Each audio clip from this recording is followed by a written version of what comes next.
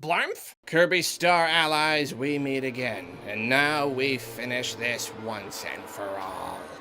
Hello! So, Kirby's been something of a hot-button topic on this channel for a while now. Star Allies was one of my biggest disappointments of 2018, and my continued criticisms have drawn the ire of many a commenter. If you watched my review, you'll know that I felt the game was too short, had a lack of interesting ideas and level design, and was so easy that it was difficult to enjoy. I loved the gameplay and all the main mechanics and everything. It just felt like not a lot of effort went into fleshing the whole concept out into a $60 first-party Nintendo game. I expected a lot of angry comments just based on those opinions, but I was surprised to find that a lot of Kirby fans actually agreed with me.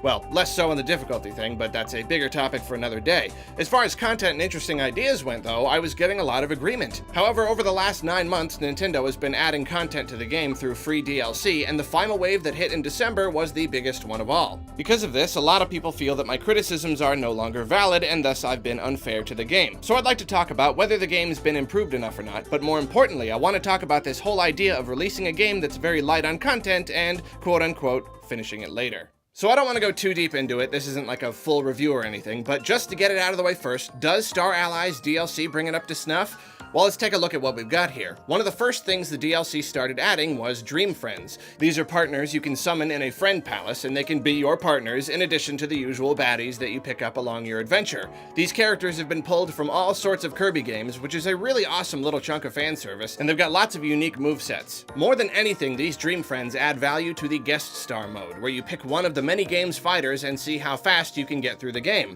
I'm disappointed and slightly baffled that you can't play as Dream Friends in the main campaign when playing single player, and I'm not a fan of Guest Star's focus on speed. There's no reason not to just float over everything always and barely even fight, but at least it does give you a way to play through the majority of the game as these Dream Friends to help mix up the experience. You even get some extra unique levels or something when playing as a Dream Friend, and while I haven't been able to dig into this, it's a nice little addition. I could see these guys making co-op Guest Star a pretty good time. The biggest DLC addition though is Heroes in Another Dimension, which is a whole mini campaign. It has you working through 4 new worlds, each of which has an extra tough version of one of the game's bosses at the end. Beyond beating these worlds, the goal is to collect as many friend hearts as you can. They're scattered all over the place, and the levels are set up in such a way that you've got to think quickly and or carefully in order to nab each one, or else they'll be lost or left behind, and you'll have to either self-destruct or try to nab them again in a later run.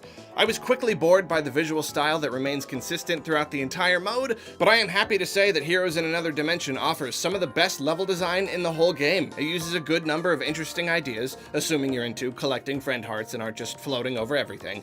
As you move forward, you take control of different Dream Friends in a linear order. As with the main campaign, I wish there was a little more freedom in choosing who player 1 gets to be, but I can also appreciate how you're constantly forced to adapt to different movesets. So this is all good stuff, but the question still is it enough to make the game a full experience?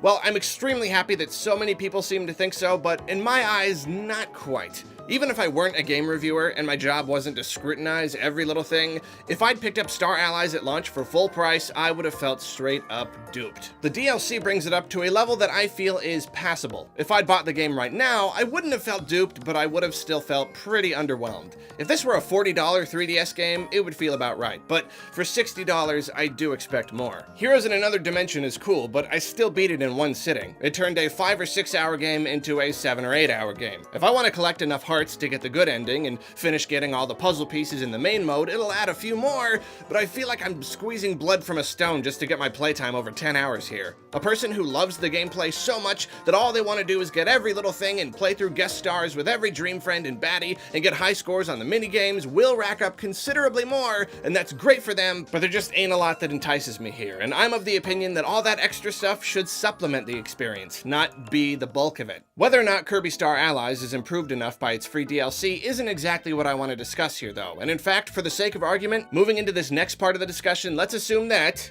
it is. Let's move forward under the belief that the game has indeed been fleshed out into a goodly sized game, a great game even.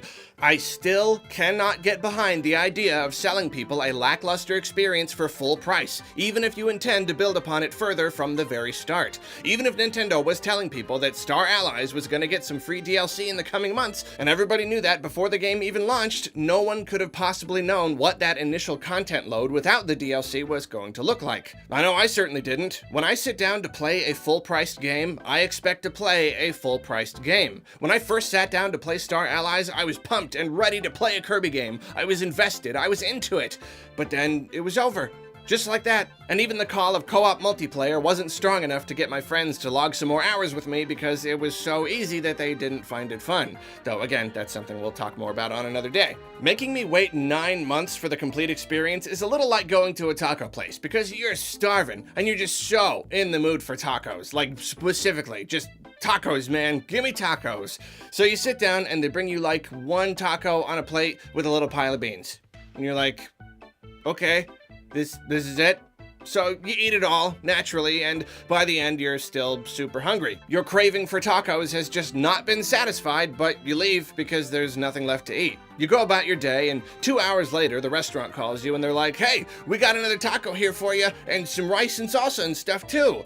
But by then, you're not even hungry anymore. The food has settled in your stomach. You know how that goes? And you've even had some other snacks and stuff, and the whole taco mood is just over. You're sort of glad that they offered you more food because that did technically make the meal more worth the money in the end, but the whole experience would have been way, way better if they'd just given you all that food in the first place, when you really wanted it. That's pretty much how I feel about Kirby Star Allies. Maybe if I were a die-hard fan, I would have enjoyed all the content rolling out slowly, but from my perspective, this was just a purely worse experience that, I'm not gonna say spoiled the game, but it did bring it down for me. It brought it down when it just didn't have to. The game isn't worthless or anything. I did have some fun with it, and people who buy it now will be in a better position than I was, but I just can't say I'm okay with this whole system. But Arlo, you might be saying, this isn't the only time Nintendo has rolled content out slowly for their games. There's one other series that has always done this, and you've spoken of it highly. Does a little squiddo splortin' thing called Splatoon ring a bell?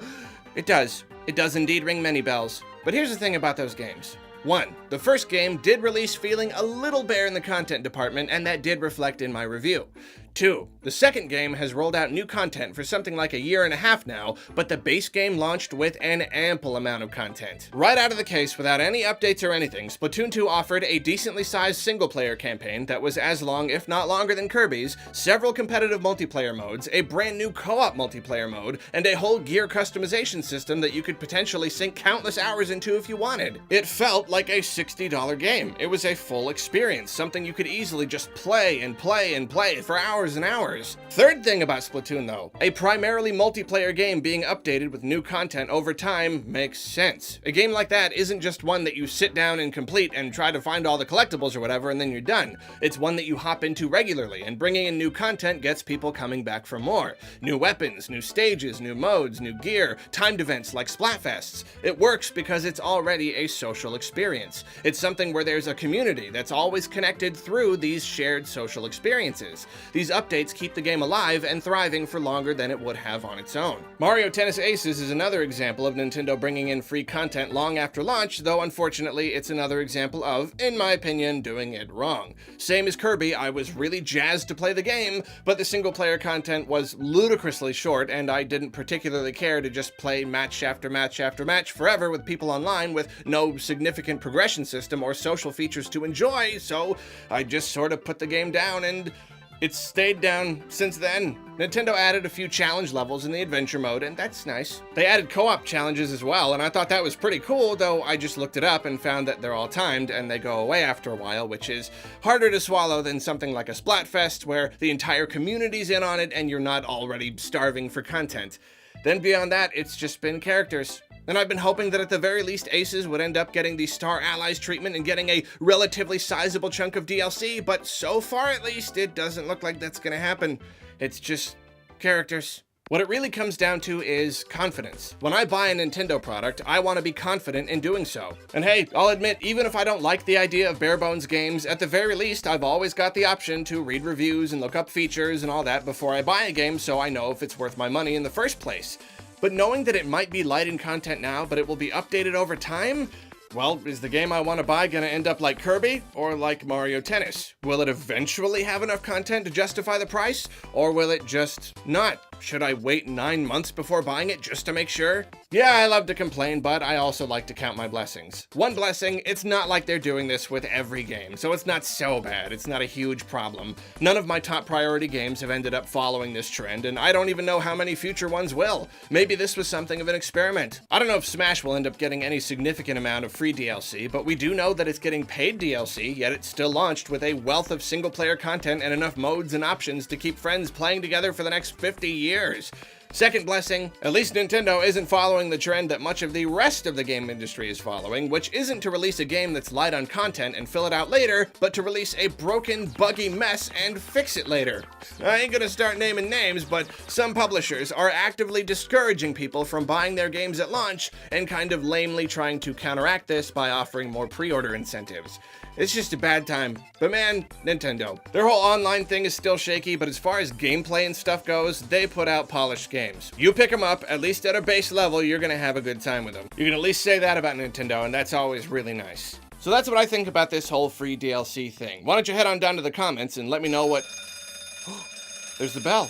There's the bell. It's finally happened. I've complained about Kirby Star Allies and Mario Tennis Aces 1,000 times. We did it, everyone. We made it. We are the champions.